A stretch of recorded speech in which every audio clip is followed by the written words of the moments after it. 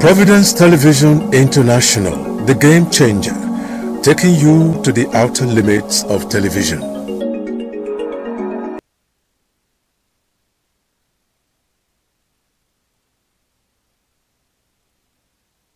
Contentment is fundamental to leadership and good governance.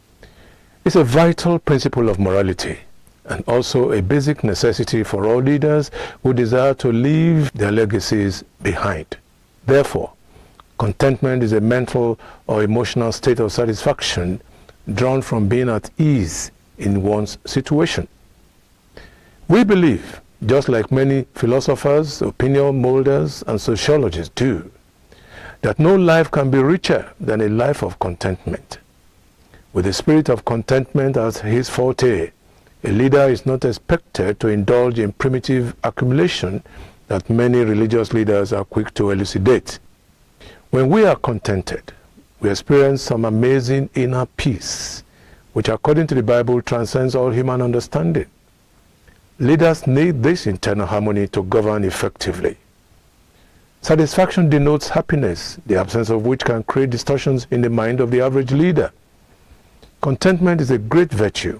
It's also a huge spiritual endowment. And it seems obvious that when people are blessed with this great attribute, they no longer subject themselves to the evil designs of materialism. Leaders then look at life from a much wider spectrum. They soar on the wings of nobility, seeking to enhance the well-being of others at the slightest opportunities that come their way.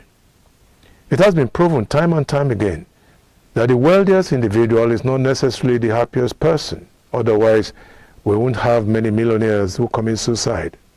The sad irony is that many leaders, especially in political circles and in many African countries, grab money that they may not spend.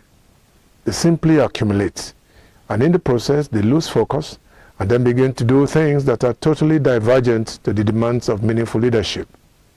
The entreaty from Robert Louis Stevenson is instructive.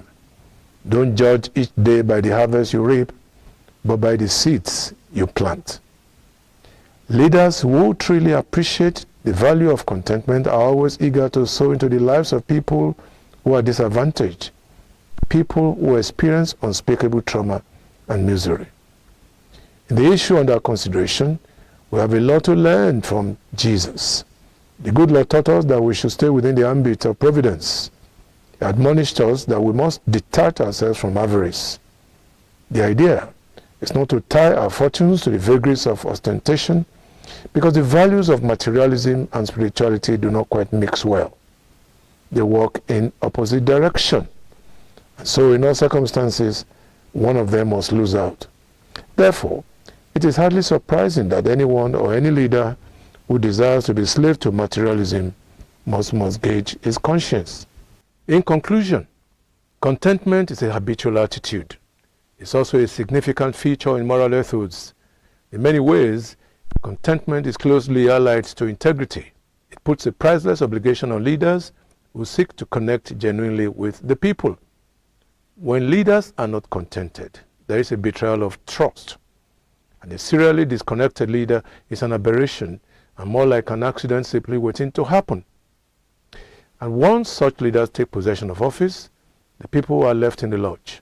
They are left to grapple with bad deals that often define contemptible leadership in the strict sense of the word. And that's our editorial for this week on Providence Television International. This is Emmanuel Egariwa in Benin.